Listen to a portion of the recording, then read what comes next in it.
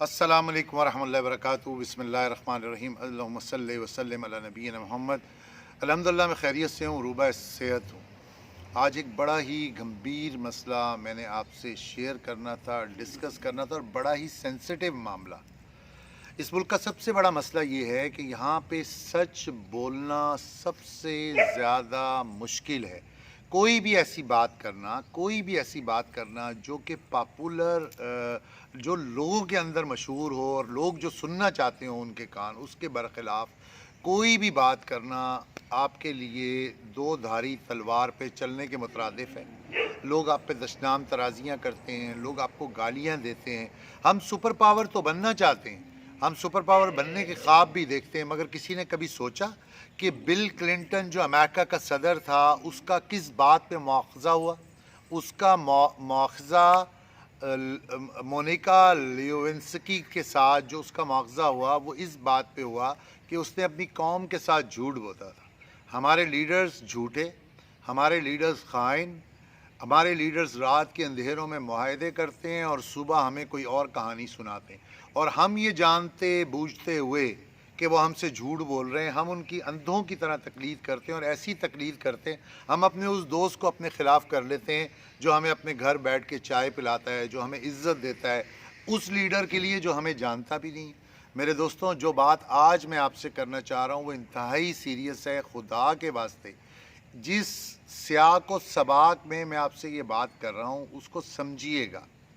اسلام میں محمد مصطفیٰ احمد مجتبیٰ صلی اللہ تعالیٰ علیہ وسلم نے ہمیں منع فرمایا ہے کہ آپ مشرکین کے یا کفار کے، جو ہمارے نزدیک کافر ہیں، ان کے جھوٹے خداؤں کو برا مت کہیں، ان کے جھوٹے خداؤں کو برا مت کہیں، تاکہ وہ کہیں ایسا نہ ہو کہ آپ کے سچے رب کو بھی وہ برا کہنا شروع کر دیں، اور اس مقابلے میں آپ سوچیں، جب رسول اللہ علیہ السلام کے خاکے ناروے میں بنتے ہیں تو جھگی میں رہنے والے مسلمان سے لے کے محل میں رہنے والا مسلمان، جو محل میں رہ رہا ہے وہ بھی، اور جو جھگی میں رہ رہا ہے، اگر اس کے اندر کلمے کا نور ہے تو وہ مضطرب ہوتا ہے، اسے تکلیف ہوتی ہے، وہ بے چین ہو جاتا ہے، اس کے دل میں نفرت پیدا ہوتی ہے۔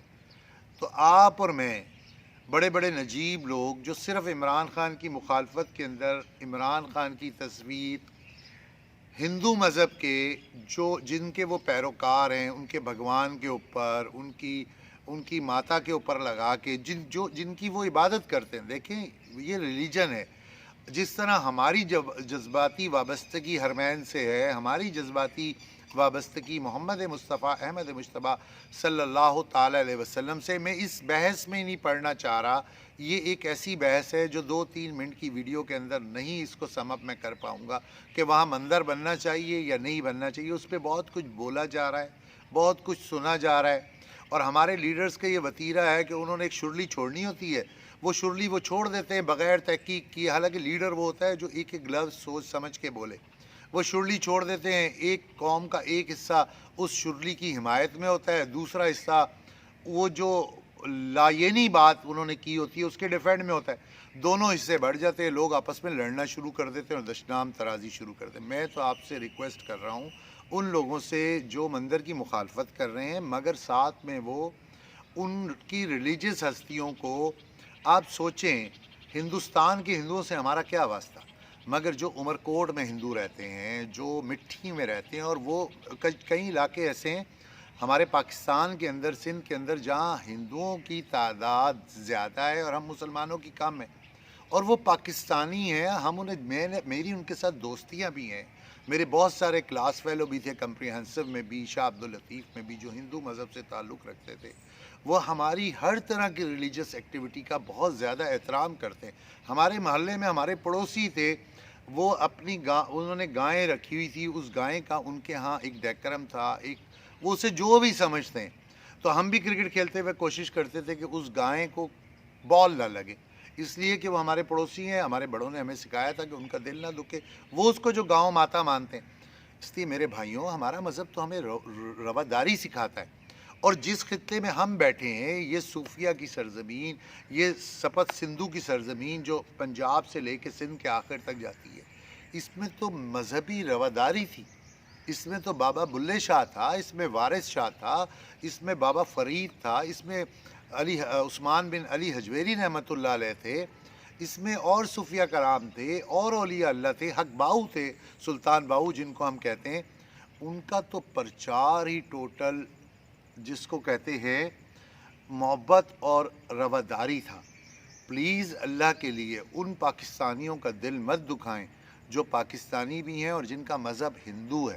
وہ صحیح ہیں یا غلط ہیں، ہم صحیح ہیں یا غلط ہیں، یہ ایک الگ بحث ہے. الحمدللہ اللہ نے ہمیں اسلام کا نور دیا ہے، الحمدللہ ہم محمد مصطفیٰ احمد مجتبیٰ صلی اللہ علیہ وسلم کے ماننے والے ہیں. مگر خدارہ ان کی مذہبی ان کے جو بھگوان ہیں، ان کی جو گاؤ ماتا ہے، ان کی جو کالی دیوی ہے، ان کے جو بھی مذہبی رہبر و رہنما ہیں، اللہ کا واسطہ میں اس بحث میں پھر نہیں پڑھ رہا. مندر بننا چاہیے یا نہیں بننا چاہیے، یہ چھوٹی سی بحث نہیں ہے. میں تو صرف آپ سے یہ گزارش کر رہا ہوں کہ بڑے بڑے پڑھے لکھے لوگ جس کو کہتے ہیں جو یہ حرکت کر رہے ہیں، وہ کیا پاکستان کی، اسلام کی، اگر ہمارا دل دکھتا ہے ہمارے مذہبی شاعر کے اوپر کوئی بھی بات کرے گا تو ان کا وہ ریلیجن کا مسئلہ ہے، وہ حق پہ ہیں یا نہیں، وہ یہ ایک دوسری بحث ہے. اللہ کا واسطہ ہے پاکستانی ہونے کا ثبوت دیں. وہ ہمارے ملک کا ایک بہت مطلب ایک بڑا ایکٹیو پارٹ ہے. ان میں ڈاکٹرز ہیں بڑے بڑے بہترین، ان میں لائرز ہیں بڑے بڑے بہترین، وہ سائنٹسٹ ہیں اور وہ بڑے پڑھے لکھے لوگ ہیں. آپ کیا چاہتے ہیں کہ ہندوستان کی طرح ہم بھی اتنے زیادہ متعصب ہو جائیں جس طرح 30 کروڑ 25 کروڑ مسلمانوں کا جینا حرام کیا ہوا ہے مودی گورنمنٹ نے. ہم اپنے ان چند بھائیوں کا جو مائنورٹی میں ہیں اور ہمارے پاکستانی ہیں، ہم سے زیادہ شاید پاکستانی ہو، ہم سے زیادہ شاید پیٹریوٹ ہو، ان کے ساتھ ہم نفرت کی سائن ڈالنا چاہتے ہیں یا محبت کی. میری صرف اتنی سی گزارش ہے، اگر میری یہ بات آپ کو مناسب لگے، کیونکہ اس ملک میں یوٹیوب پہ آپ خرافات ڈال دیں مشہور، آپ فیس بک پہ خرافات ڈال دیں 1800 لوگ وہ ڈانس کو شیئر کر دیں گے. حق کی بات کو شیئر کرنے کی بھی ہم میں ہمت نہیں ہے. میں اسے اپنے یوٹیوب چینل پہ نہیں ڈالوں گا یا اس پہ بھی ڈالوں گا، مگر ساتھ ساتھ میں یہاں پہ فیس بک پہ آپ لوگوں کو کہوں گا، کیونکہ یہ کھلا میڈیم ہے، اس کو زیادہ سے زیادہ شیئر کریں. شاید آپ کے اور میرے شیئر کرنے سے ہمارا کوئی بھائی جو یہ حرکت کر رہا ہو وہ اس سے باز آ جائے. اللہ آپ کو بھی اجر عظیم دے، اللہ مجھے بھی اجر عظیم دے، کیونکہ اچھی بات کا پھیلانا جس کو کہتے ہیں صدقہ جاریہ ہے. اللہ تبارک و تعالی ہم کو سچ بولنے، سچ سننے اور سچ پہ عمل کرنے کی توفیق دے. اللہ آپ کا حامی و ناصر ہو.